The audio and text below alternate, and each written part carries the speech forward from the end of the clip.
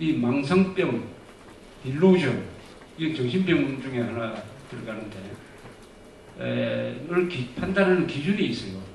누가 이게 망상증에 들어간 사람이냐 아니냐를 판단하는 기준가 세 가지가 있습니다. 세 가지 기준이 있어요. 이걸 누가 만들었느냐? 독일 철학자 중에서 칼 야스퍼스라는 사람이 있습니다. 들어보신 적 있죠? 칼 야스퍼스라고 하이데크라는 사람하고 아주 견주는 아주 유명한 세계적인 철학자인데 이분은 또 심리학자예요. 이 사람이 만든 기준이 뭐냐? 망상증 환자의 세 가지 특징이 있다. 하나는 절대 확신이다. 자기가 믿고 있는 것이 맞다고 절대 확신한다. 그 다음에 두 번째는 교정 불가능. 아무리 다른 증거를 갖다 대도 자기의 확신을 바꾸지 않는다. 교정 불가능. 세 번째는 뭐냐? 그 망상의 내용이 완전히 거짓말이다. 이 세 가지 기준입니다. 첫째는 절대 확신. 두 번째는 교정 불가능. 세 번째는 그 믿고 있는 게 뻔한 거짓말이다. 그것도 누구나 알 수 있는 명백한 거짓말이다.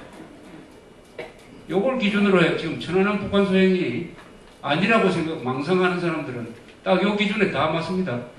절대 확신을 하고 있어요. 절대 확신. 아무리 다른 반증을 들이대도 안 믿습니다. 김태형 국방장관이 이런 이야기를 했어요. 그 안 믿는 사람을 모아놓고 아마 설명회를 하던 모양이에요. 국방부에서. 그리고 하도 꼬치꼬치 반론을 제기하기에 김태형이라는 분이 아주 유머가 있는 사람입니다. 이런 이야기 했답니다. 내가 당신을 설득시키려면 내가 50년을 더 살아야 된다. 막 여기서 그만두자 이렇게 이야기했답니다. 아마 50년 해도 안 됩니다. 안 될게요. 그리고 그 내용이 국민학교에 봐도 사실이 아니다. 절대 확신, 교정 불가능, 내용의 허위성. 요걸 기준으로 보면은 1000만 명이 망상 환자다. 근데 이 망상의 방향이 딱 정해져 있습니다. 김정일에게한테 불리한 것은 무조건 사실이 아니라고 합니다. 김정일이한테 불리한 것은 무조건 사실이 아니라고 망상하는 자들이 1000만 명이니까 1000만 명. 이걸 다 병원으로 보낼 수는 없잖아요. 1000만 명을 수용할 병원을 어떻게 만듭니까? 근데 요 사람들이 요 행동만 하는 게 아니고 연관된 행동을 쭉 하면 이게 전부 다 반사회적인 행동을 하게 됩니다. 반사회적인. 이 사람들이 또 김현희도 아마 믿지 않는 사람들이 많을 거예요. 요청에서.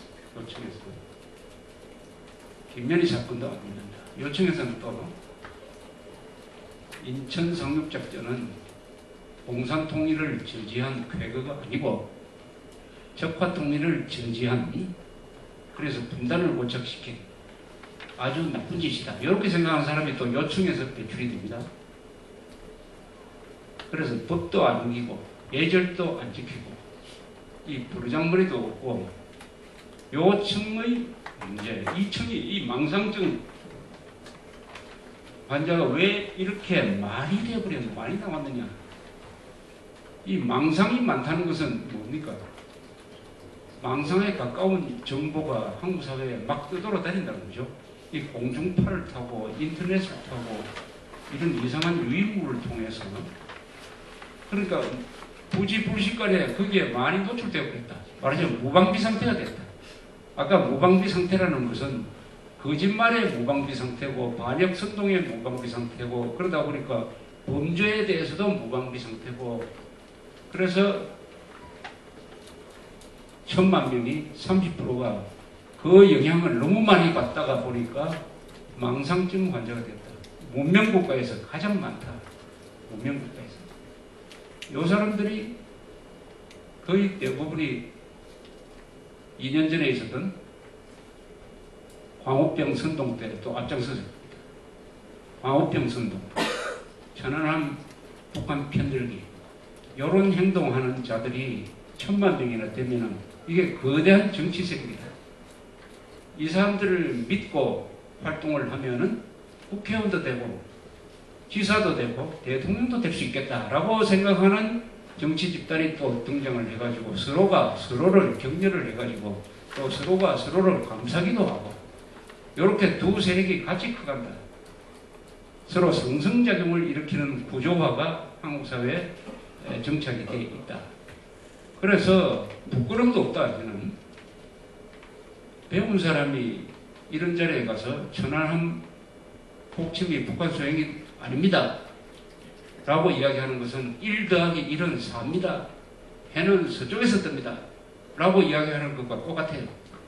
근데 해는 서쪽에서 뜬다고 하면은 사람들이 웅성웅성하면서 당장 내려오라고 손가락질을 할 텐데, 현안한 폭침이 북한 소행이 아니고 국군의 잘못입니다, 미군 잠수함이 했을지 모릅니다 라고 이야기하면 박수를 받는다 이거예요. 박수를 받는다. 그런 자한테 박수를 보내는 사람이 있다. 이래 되면 부끄러움이 없어지는 거죠. 거짓말에 대한 부끄러움, 선동에 대한 부끄러움이 없어지니까 점점 더 용기를 가지고 또 그렇게 하면 덕이 돼요. 덕이. 시장도 되고 군수도 되고 잘하면 대통령이 된다. 그런데 대한민국만 벗어나면은 그런 주장이 다 그 소리가 돼버린다. 한국이라는 요 폐쇄된 나라 안에서는 그게 통용이 되는데 국경만 벗어나면 그런 헛소리 하면은 좀 이상한 사람으로 돼버린다. 요런 구조가 되어 있습니다. 요런 구조. 이게 1000만 명이 믿고 있는 그 망상은 국경만 넘어가면은 끝이에요. 그 이야기 했다가는 아주 이상한 사람이 돼가지고. 그래서 광우병 선동이 한참일 때 미국 공항에서 이런 일이 가끔 있었대요. 그 체크인 카운터에 한국 사람 쭉 서 있으면은 그 공항에서 일하는 미국에 사는 한국 사람이 한국 사람인 줄 알고 찾아와가지고, 요새 우리는 미국에서 쇠고기 잘 먹고 있는데 그 한국 사람 왜 그렇게, 더구나 자기 조국이니까 왜 그렇게 합니까? 혹시 한국 사람 미친 거 아닙니까? 코리안 카우 디지즈가 광우병인데 그게 아니고 맥 코리안 디지즈, 한국 사람이 미친 병, 이 혹시 아닙니까? 이런 식으로 와가지고 아주 점잖게 충고를 하는 사람들이 있더라는 이야기입니다. 그런데 한국에서는 그게 지금도 통용이 된다. 이게 아주 한국이 참 재밌는 나라고 희한한 나라고, 이것을 어떻게 깨워 나갈 것이냐, 뭐 제일 좋은 방법은 법으로 하는 게 제일 좋은 방법인데, 그런데 이게 불법자가 너무 많아지면 법을 할 수도 없어요. 이 진실이라는 햇볕을 비치든지 하는 방법이 있는데, 아까 나눠드린 그 유인물, 그게 바로 우리가 진실을 퍼뜨려 가지고 이 병을 좀 낫게 해야 되겠다. 이 병을 낫게 하는 데는 딱 법하고 진실입니다.